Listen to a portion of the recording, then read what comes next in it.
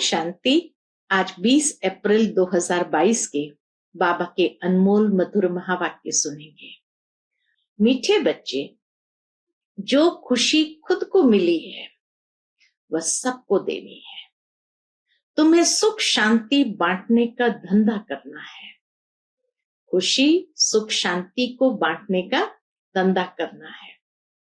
प्रश्न है आज की मुरली से, तुम बच्चों को इस बेहद ड्रामा की हर सीन बहुत ही पसंद है, क्यों? उत्तर है क्योंकि स्वयं क्रिएटर को ये ड्रामा पसंद है। जब क्रिएटर को पसंद है तो बच्चों को भी अवश्य पसंद होगा। तुम किसी भी बात में नाराज नहीं हो सकते।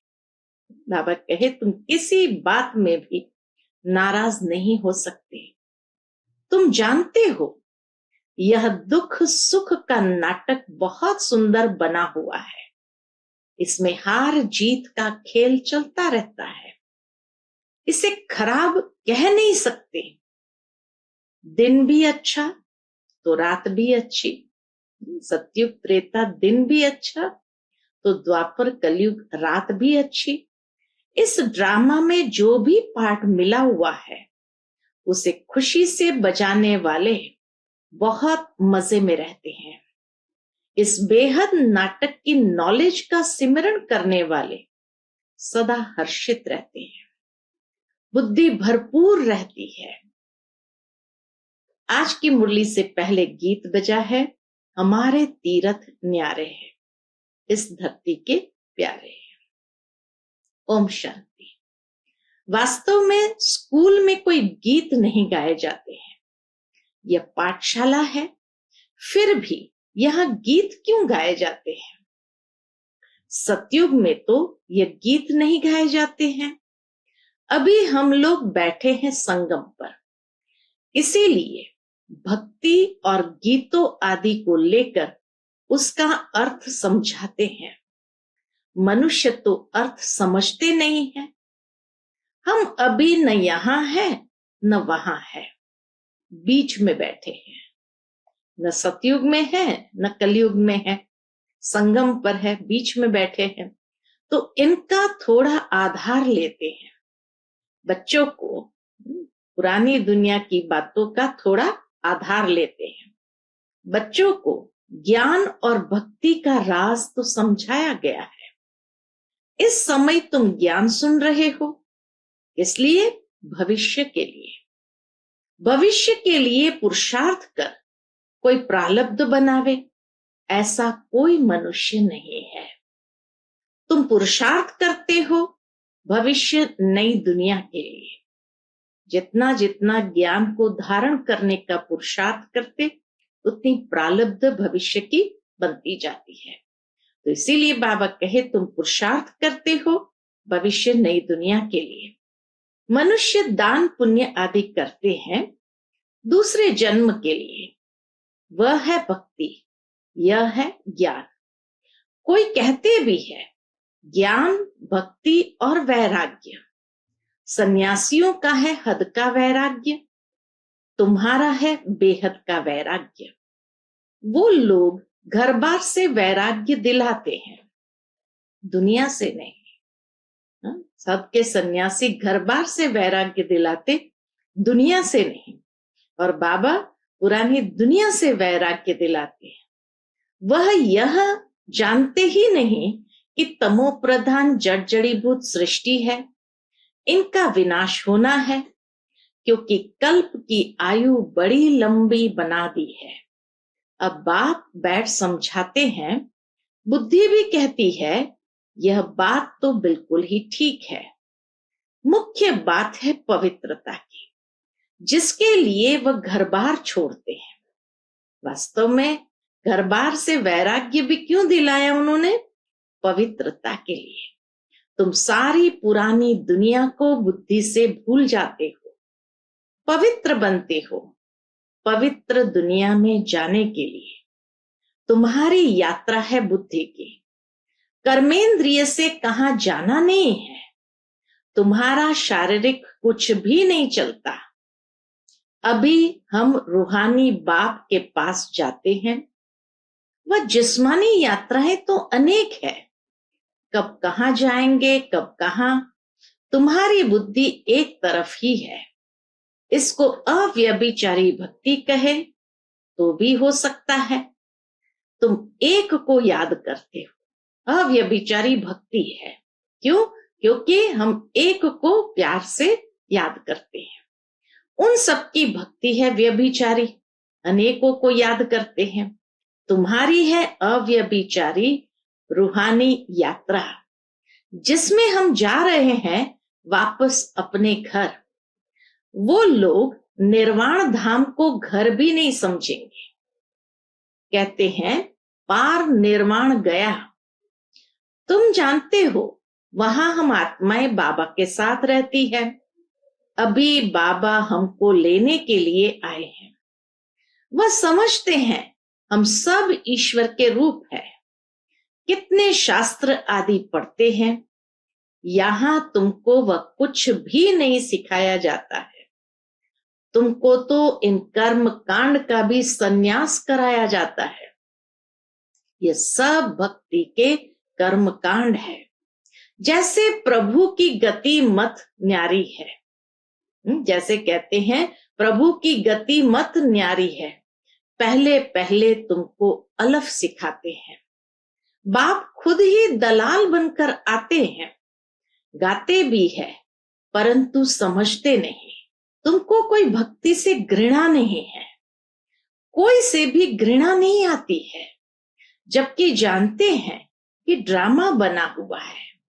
हाँ, समझाते जरूर है कि इस पुरानी चीची दुनिया को छोड़ना है, वापस जाना है। जब भक्ति में थे तो भक्ति से प्यार था, गीत आदि सुनने से मौज आती थी। अब समझते हैं वह तो कोई काम के नहीं थे। सुनने में कोई हर्जा नहीं है। अभी भी कोई अगर भजन आदि गाते हैं, गीत गाते हैं, तो बाबा के सुनने में कोई हर्जा नहीं है, परंतु जानते हैं यह भी भक्ति की एक्ट है, ये भी भक्ति का एक पार्ट है। हमारा अब उनसे बुद्धियोग टूट ज्ञान से जुट गया है। ज्ञान और भक्ति दोनों को तुम जानते हो। मनुष्य को जब तक ज्ञान न मिले तो भक्ति को ही बहुत अच्छा समझते हैं। हम जन्म जन्मांतर भक्ति करते आए, भक्ति से स्नेह बढ़ गया। अब हमारी बुद्धि में है यह सुख दुख हार जीत का बना हुआ ड्रामा है। अब ड्रामा के ज्ञान को अच्छी तरह समझ लिया तो बाबा कहे अब हमारी बुद्धि में है यह दुख सुख हार जीत का बना हुआ ड्रामा है, तो उन पर रहम आता है। क्यों न उन्हों को भी रचयिता और रचना का ज्ञान मिल जाए तो बाबा का वर्षा पा सके। जो खुशी अपने को मिली है वह दूसरों को देनी चाहिए। सिंध वृत्ति, विदेश में बिजनेस करने जाने वाले को कहा जाता सिंध वृत्ति। सिंध वृत्ति जब देखते हैं फलानी जगह धंधा अच्छा चलता है तो अपने मित्र संबंधियों को भी राय देते हैं फलानी जगह चलो, वहां कमाई बहुत अच्छी होगी। तुम जानते हो कि इस रावण राज्य में दुख ही दुख है। मनुष्य को यह मालूम ही नहीं है कि ज्ञान क्या चीज है। साधु संत भी नहीं जानते कि इस ज्ञान से स्वराज्य मिलता है। पूछते हैं इस ज्ञान से क्या प्राप्ति होती है, तो लिखा जाता है शांति और सुख दोनों मिलते हैं, सो भी अविनाशी। तो ऐसी सिंध वृत्ति से बाबा कहे अपने मित्र संबंधियों को भी सुनाओ कि इस ज्ञान मार्ग में प्राप्ति बहुत अच्छी है। अविनाशी सुख शांति दोनों मिलते हैं। किसको सुख शांति का धंधा हाथ आ जाता है तो फिर उसमें ही लग पड़ते हैं। हाँ, जिस्मानी सर्विस भी कुछ समय के लिए करनी पड़ती है। सत्संग का टाइम भी सुबह और शाम को होता है। माताओं को घर का बंधन रहता है तो उन्हों के लिए फिर दिन का टाइम रखा जाता है। सुबह का टाइम सबसे अच्छा है, फ्रेश माइंड होता है। जो सुनते हो उनको फिर धारण कर उगारना है। दुनिया में ये किसको मालूम नहीं कि निराकार परमात्मा भी पढ़ाने आते हैं। भगवान वाच, तुमको राजयोग सिखलाकर नर से नारायण बनाता। यह योग बड़ा नामी ग्रामी है। मनुष्य विनाशी धन का दान पुण्य करते हैं तो राजाए घर में अच्छा जन्म लेते हैं। यहां तो तुम 21 जन्म का वर्षा पा रहे हो। तुम सब कुछ दान करते हो 21 जन्म के लिए। फिर कोई भी पद पाने के लिए पुरुषार्थ नहीं करना पड़ेगा। यहां से ही वो प्रारब्ध बन जाती तो बाबा कहे कोई भी पुरुषार्थ पद पाने का नहीं करना पड़ेगा। पद फिक्स हो जाता है। अभी तुम अपना वर्षा बाप से ले रहे हो, इसलिए बाबा कहते हैं अच्छी तरह पढ़ो तो जन्म जन्मांतर राजा बनो। पहला जन्म मिलेगा ही उच्च, प्रजा को भी उच्च मिलता है। राजाई में दास दासियां आदि सब चाहिए। जितना पढ़ेंगे महादानी बनेंगे उतना ऊंच पद पाएंगे। बाबा भी महादानी है, सबको शाहूकार बना देते हैं, सुख और शांति का वर्षा देते हैं। पहले पहले सुख में ही आते हैं। सभी सुखी रहते थे क्योंकि पहला समय सतो प्रधान, फिर रजो, फिर तमो में आते हैं। उनका पार्ट अपना और हमारा पार्ट अपना। जो इस धर्म के हैं उनका ही सैपलिंग लगता है। तुम जब संपूर्ण बन जाएंगे तो झट जान जाएंगे कि यह हमारे धर्म का है व नहीं है। तुम बच्चे सबको समझाते हो कि बाप नई दुनिया रचते हैं तो भारत को ही वर्षा मिला था, फिर गुम हो गया। ड्रामा अनुसार वर्षा लेना भी है तो गंवाना भी है। ये भी ड्रामा बना हुआ है। ये चक्र चलता रहता है। इस समय हमने वर्षा गंवाया है, कलयुग में हमने वर्षा गंवाया है, अब फिर से ले रहे हैं। लक्ष्मी नारायण के राज्य का किसको भी पता नहीं है। इसीलिए पूछा जाता है कि लक्ष्मी नारायण को यह राज्य कब और कैसे मिला। जैसे उन्होंने कृष्ण को आगे रख लक्ष्मी नारायण को गुम कर दिया है और हम फिर लक्ष्मी नारायण को आगे रख कृष्ण को गुम कर देते हैं। लक्ष्मी नारायण तो है ही सतयुग के, नारायणवाच तो हो न सके। बाप कहते हैं मैं आता ही हूं संगम पर। लक्ष्मी नारायण ने जरूर आगे जन्म में संगम पर ही राज्य लिया है। लक्ष्मी नारायण ही 84 जन्म भोग अब अंतिम जन्म में है। लक्ष्मी नारायण को भी राज्य देने वाला जरूर कोई होगा ना, तो भगवान ने ही दिया। इस समय तुम बिल्कुल ही बेगर हो, फिर प्रिंस बन जाते हो। प्रिंस का तो जरूर राजा महाराजा के पास जन्म होगा। अभी तक भी कोई अच्छे अच्छे राजाएं हैं जिनका प्रजा पर बहुत प्यार रहता है। अभी तुम जानते हो हम राज योग सीख रहे हैं जिससे हम राज्य भाग्य पाते हैं। हमको ये निश्चय है क्योंकि यह अनादि ड्रामा है, हार जीत का खेल है। जो होता है वह ठीक। क्या क्रिएटर को ड्रामा पसंद नहीं होगा? जरूर पसंद होगा। तो क्रिएटर के बच्चों को भी पसंद होगा। हम घृणा कोई से नहीं कर सकते। बाबा कहे हम घृणा कोई से नहीं कर सकते। यह तो समझते हैं कि भक्ति का भी ड्रामा में पार्ट है। ड्रामा सारा अच्छा है, बुरा ड्रामा क्यों कहेंगे? ड्रामा का राज बुद्धि में है जो तुमको समझाते हैं। अभी भक्ति का पाठ पूरा होता है, अब पुरुषार्थ कर बाप से वर्षा लेना है। बाप कहते हैं ये सब आसुरी संप्रदाय है, इसमें घृणा की तो बात ही नहीं। ईश्वरीय संप्रदाय और आसुरी संप्रदाय का तो खेल है। वह कोई अपने को दुखी समझते थोड़ी है, भक्ति करते रहते हैं और समझते हैं एक दिन भगवान आकर भक्ति का फल देगा। घर बैठे कोई ना कोई रूप में भगवान आकर मिलेगा। और सन्यासी लोग समझते हैं हम आपे ही चले जाएंगे निर्वाण धाम। अपने पुरुषार्थ से तत्व के साथ योग लगाते हैं। बाबा के सन्यासी लोग सोचेंगे हम अपने आप चले जाएंगे, गृहस्थी लोग सोचेंगे भगवान किसी न किसी रूप में आकर हमें मिलेगा।